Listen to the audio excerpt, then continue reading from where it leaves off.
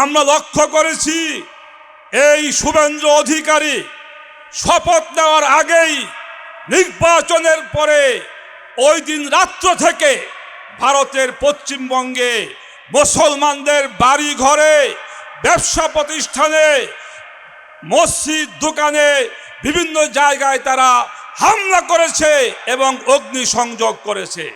যদি আপনারা ভারতে আমার মুসলমান ভাইদের উপরে অত্যাচার নির্যাতন করতেই থাকেন, তখন আমরা আপনাদের সাথে বন্ধুত্বের সম্পর্ক রাখতে পারবো না।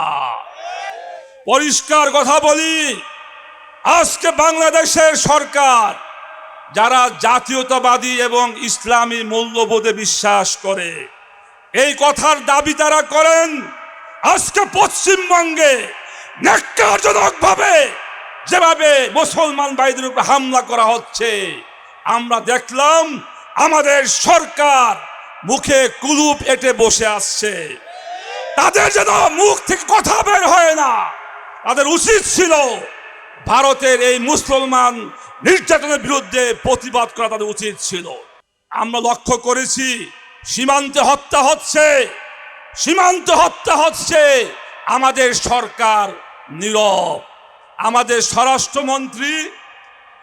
স্বরাষ্ট্রমন্ত্রী সালাউদ্দিন সাহেব, উনি আজকে তো অনেক সরব, জাতীয় সংসদে সংবিধান নিয়ে উনি খুব সরব, কিন্তু দেশের আইন শৃঙ্খলার অবনতি ওনার কোনো ভূমিকা নাই।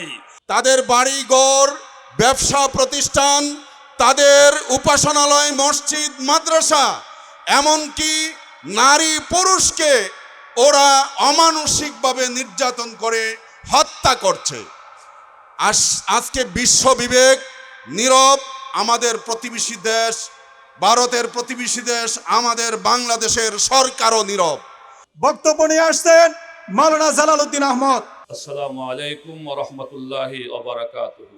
ভারতের পশ্চিমবঙ্গ সহ বিভিন্ন এলাকায় মুসলিম নির্যাতনের প্রতিবাদে বাংলাদেশ খেলাফত মজলিস ঢাকা মহানগর শাখার উদ্যোগে আয়োজিত আজকের এই বিক্ষোভ মিছিল পূর্ব সমাবেশের সংগ্রামী সভাপতি, উপস্থিত কেন্দ্রীয় মহানগর নেতৃবৃন্দ, আমার সামনে উপস্থিত কর্মী ভাইরা, সাংবাদিক বন্ধুরা, আমরা লক্ষ্য করেছি গত কয়েকদিন আগে ভারতের পশ্চিমবঙ্গে বিধানসভা নির্বাচন অনুষ্ঠিত হয়েছে।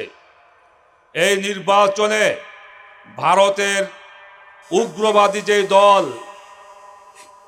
বিজেপি এবং পশ্চিমবঙ্গে শুভেন্দু অধিকারীর নেতৃত্বে তার দল ক্ষমতায় এসেছে। আমরা লক্ষ্য করেছি এই শুভেন্দু অধিকারী, তিনি মুখ্যমন্ত্রী হয়েছেন, তিনি নিজেই একজন উগ্রবাদী মানুষ। তার বক্তব্য উস্কানিমূলক, সে সরাসরি মুসলমানদের বিরুদ্ধে ডাইরেক্ট সে একশনের বক্তব্য দিয়ে থাকে আমরা দেখেছি। আমরা আজকে পশ্চিমবঙ্গ আমাদের সীমান্ত এলাকা, বাংলাদেশ এবং ভারতের সাথে বর্ডার এলাকা, আজকে আমরা উদ্বিগ্ন। এইরকম একজন উগ্রবাদী ব্যক্তির নেতৃত্বে পশ্চিমবঙ্গে সরকার গঠন করেছে, আমাদের দেশের সীমানা নিরাপদ থাকবে কিনা তা নিয়ে আমরা উৎকণ্ঠার মধ্যে রয়েছি। আমরা লক্ষ্য করেছি এই শুভেন্দু অধিকারী শপথ নেওয়ার আগেই নির্বাচনের পরে ওই দিন রাত্র থেকে ভারতের পশ্চিমবঙ্গে মুসলমানদের বাড়ি ঘরে, ব্যবসা প্রতিষ্ঠানে, মসজিদ, দোকানে, বিভিন্ন জায়গায় তারা হামলা করেছে এবং অগ্নিসংযোগ করেছে। এমনিভাবে ভারতের আসাম সহ বিভিন্ন রাজ্যে তারা মুসলমানদের উপরে অত্যাচার নির্যাতন করেই যাচ্ছে। আমি মনে করি এটাই বাস্তব। ভারতের মুসলমান যারা রয়েছে তারা তাদের অধিকার নিয়ে বাঁচতে চায়। আজকে যারা মুসলমানদেরকে সংখ্যালঘু হওয়ার কারণে নির্মম অত্যাচার নির্যাতন করছে, এগুলি আমি মনে করি মানবাধিকার বিরোধী, ভারতের সংবিধান বিরোধী। এটা দেশের শান্তিকামী মানুষ এটা চায় না।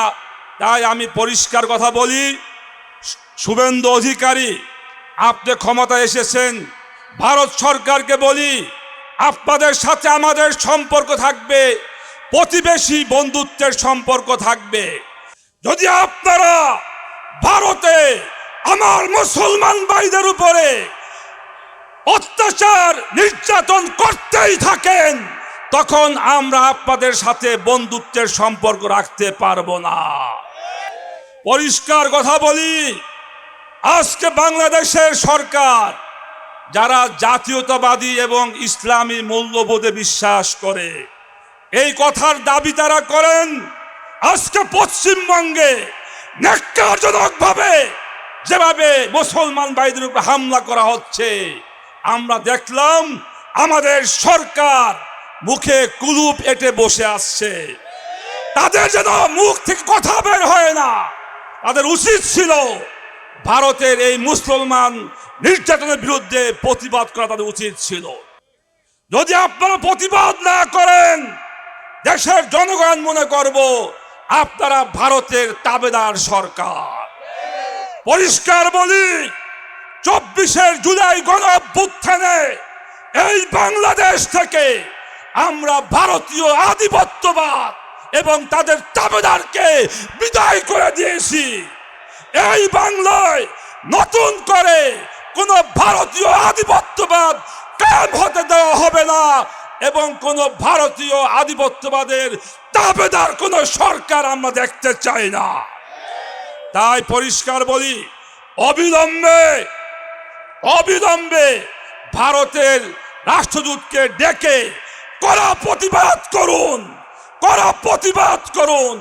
আমরা ভারতের কোন মুসলমানদেরকে আর কোন অত্যাচার দেখতে চাই না। আমরা লক্ষ্য করেছি সীমান্তে হত্যা হচ্ছে, আমাদের সরকার নীরব। আমাদের স্বরাষ্ট্রমন্ত্রী সালাউদ্দিন সাহেব, উনি আজকে তো অনেক সরব, জাতীয় সংসদে সংবিধান নিয়ে উনি খুব সরব, কিন্তু দেশের আইন শৃঙ্খলার অবনতি ওনার কোনো ভূমিকা নাই। প্রতিদিন আমার দেশে খুন হচ্ছে, চাঁদাবাজি হচ্ছে, কিন্তু আমাদের স্বরাষ্ট্রমন্ত্রীর কোনো ভূমিকা নাই। আমরা দেখলাম গত 2-1 দিন আগে গাজীপুরে একটা পরিবারে 5 জন মানুষকে জবাই করে হত্যা করেছে। এমনিভাবে আমার মোহাম্মদপুরে প্রতিনিয়ত খুন চাঁদাবাজি হচ্ছে, কিন্তু স্বরাষ্ট্রমন্ত্রী আজকে নিশ্চুপ বসে আছে। সীমান্ত হত্যার দায় আমাদের স্বরাষ্ট্রমন্ত্রীকে নিতে হবে। আপনাকে প্রতিবাদ করতে হবে, দেশের পক্ষে কথা বলতে হবে। আর যদি মনে করেন আপনাদেরকে ক্ষমতায় আনছে আমাদের প্রতিবেশী দেশ, আরো অনেকে, তারাই ক্ষমতায় টিকিয়ে রাখবে, তাহলে এটা আপনারা ভুল করবেন। দেশের জনগণ প্রতিবাদ করতে শিখেছে, জীবন দিতে শিখেছে, রক্ত দিতে শিখেছে। ইনশাআল্লাহ সারা বিশ্বের যে কোনো জায়গায় মুসলমানরা নির্যাতিত হবে, আমরা প্রতিবাদ গড়ে তুলব, আমরা প্রতিরোধ গড়ে তুলব। সর্বশেষে জাতিসংঘকে বলতে চাই, ভারতে বিভিন্ন রাজ্যে পশ্চিমবঙ্গ সহ মুসলমানদের অত্যাচার করা হচ্ছে, মসজিদ ভেঙে দেওয়া হচ্ছে, মুসলমানদের ব্যবসা প্রতিষ্ঠানে আগুন দিয়ে পুড়িয়ে দেওয়া হচ্ছে। আপনি পদক্ষেপ গ্রহণ করুন, আর না হয় সারা বিশ্বের মুসলমানরা মনে করবে জাতিসংঘ মানে হইল ইসলাম বিরোধী সংঘ। সারা বিশ্বের মুসলমান মনে করবে জাতিসংঘ মানে হইল অমুসলিমদেরকে রক্ষা সংঘ। তাই আপনারা ভারতের বিরুদ্ধে ব্যবস্থা নেওয়ার আহ্বান রেখে আমি আমার বক্তব্য শেষ করছি। সবাইকে ধন্যবাদ জানিয়ে আমার বক্তব্য শেষ করছি। খুদা হাফেজ। বাংলাদেশ জিন্দাবাদ, বাংলাদেশ খেলাফত মজলিস জিন্দাবাদ। সংগ্রামী সাথী ও বন্ধুগণ, এই পর্যায়ে আজকের এই প্রোগ্রামের সভাপতির বক্তব্য নিয়ে আসছেন গণমানুষের সংগঠন বাংলাদেশ খেলাফত মজলিস ঢাকা মহানগর উত্তরের সংগ্রামী সভাপতি মাওলানা আনোয়ার হোসেন রাজি সভাপতির বক্তব্যের পরেই আমরা ইনশাআল্লাহ মিছিল করব। মিছিল পল্টন মোড় হয়ে বিজয়নগর পানি ট্যাঙ্কি পর্যন্ত আমরা যাবো ইনশাআল্লাহ। আসসালামু আলাইকুম ওয়া রাহমাতুল্লাহি ওয়া বারাকাতুহু। ইন্নাদ-দীনা ইনদাল্লাহিল ইসলাম। সংগ্রামী উপস্থিতি, প্রতিবেশী মানুষ হইলে প্রতিবেশীর সাথে শান্তিতে সহবাস করা যায়, সহাবস্থান করা যায়। কিন্তু প্রতিবেশী যদি হিংস্র হয়, জানোয়ার হয়, তাদের সাথে সহ অবস্থান করা যায় না। হিন্দুত্ববাদী এই ভারতের আধিপত্যবাদী হিন্দুত্ববাদী সরকার এবং এই গোষ্ঠী সারা বিশ্বে একটা ধর্মের ব্যাপারে বলতে চাই না, কিন্তু এই মানুষগুলোই শুধুমাত্র গোমূত্র খায়। এদের সাথে সহ অবস্থান কোনো মানুষ করতে পারে না। কিন্তু আমাদের দেশে তারা জামায় আদরে আছে, শান্তিতে আছে, এমনকি মুসলমানদের চেয়েও অনেক ক্ষেত্রে এদেশের সংখ্যালঘু হিন্দুরা প্রায়োরিটির মধ্যে আছে, ঠিক কিনা? কিন্তু আমার পার্শ্ববর্তী দেশের মুসলমানদেরকে প্রতিনিয়ত নির্যাতন নিপীড়ন করছে। তাদের বাড়িঘর, ব্যবসা প্রতিষ্ঠান, তাদের উপাসনালয়, মসজিদ, মাদ্রাসা, এমনকি নারী পুরুষকে ওরা অমানসিকভাবে নির্যাতন করে হত্যা করছে। আজকে বিশ্ব বিবেক নীরব। আমাদের প্রতিবেশী দেশ, ভারতের প্রতিবেশী দেশ আমাদের বাংলাদেশের সরকারও নীরব। আমি মিডিয়ার ভাইদেরকে অনুরোধ করছি, আপনারা ভারতের এই মুসলিম নিধনের বিরুদ্ধে সোচ্চার হন। আপনারা মিডিয়ার মাধ্যমে ভারতের এই প্রকৃত অবস্থা তুলে ধরুন। আমরা হাসিনা সরকারের আমলের মিডিয়া দেখতে চাই না। আপনারা সোচ্চার হবেন। এই সরকার ভারতের মুসলমানদের পক্ষে নির্যাতনের বিরুদ্ধে সরকারিভাবে ভারতের সরকারকে প্রতিবাদ জানাবে, ব্যবস্থা নিবে, এই আহ্বান রইল।